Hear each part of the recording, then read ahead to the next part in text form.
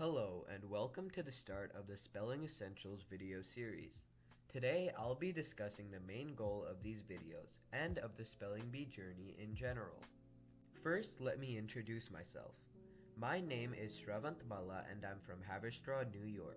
Some of my achievements include winning the South Asian Spelling Bee in 2017, placing 6th at the Scripps National Spelling Bee in 2018, and placing 5th at the North-South Foundation Spelling Bee in 2016.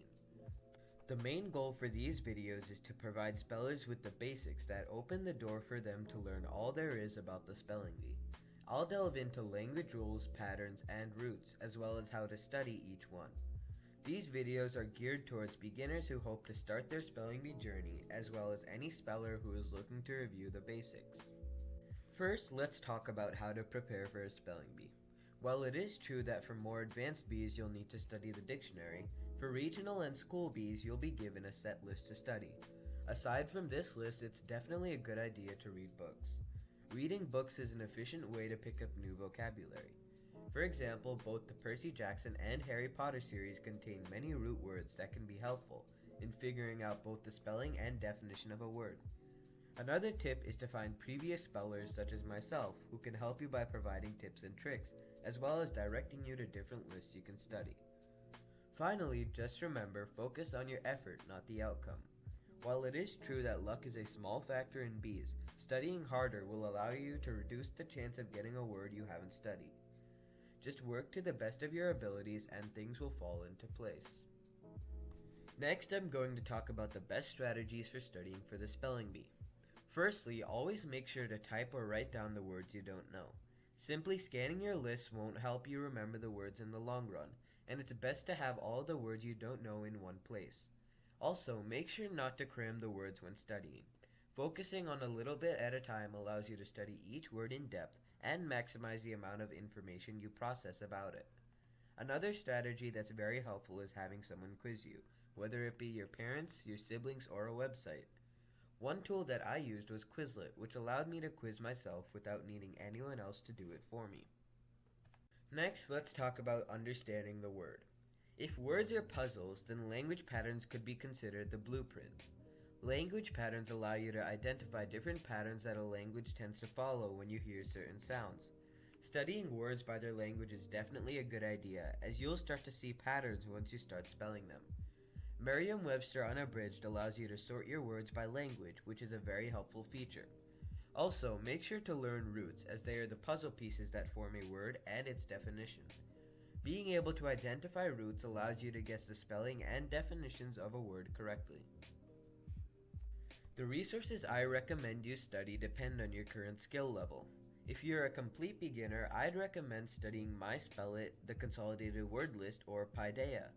If you think you're intermediate, I'd recommend Words of Wisdom by Scott Reamer and Words from the Tramps by the Hawthorne Brothers.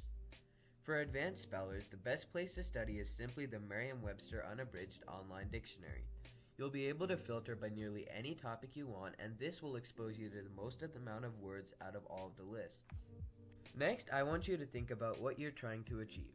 The spelling bee is a long-term investment and definitely won't come easy. This is especially true if your goal is to become one of the best. The journey takes years, and not investing time into it won't get you anywhere.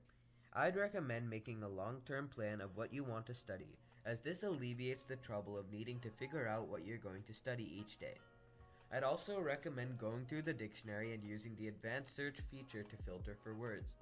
This is the fastest way to make lists, and the website will be your best friend for the rest of your spelling bee career.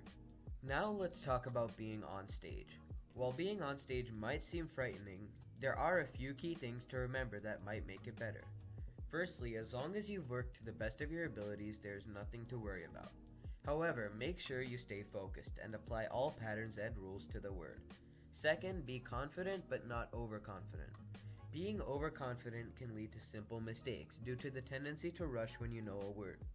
Try using as much time as you can and make sure you've gone over every letter before spelling. Lastly, don't worry about past results or what could happen in the future. Just stay in the moment and focus on the words you receive, not the words of your competitors. Knowing their words won't matter, and knowing your own word decides if you move on or not. And finally, let's discuss the end goal. The process of the spelling bee is often frustrating, but the outcome is definitely worth it. Focus on the feeling of winning rather than the small distractions when you are supposed to be studying. Try studying 3 to 4 hours on weekdays and 5 to 6 hours on weekends. Also, don't forget to take breaks. Taking 15-minute breaks after an hour of serious studying is much more satisfying and efficient than pretending to study for 3 hours. Also, don't let spelling take over the rest of your life. Continue to be involved in other activities such as sports or music. Just make sure to allot certain times during the day for studying. Focusing for a few hours allows you to spend the rest of the day however you'd like.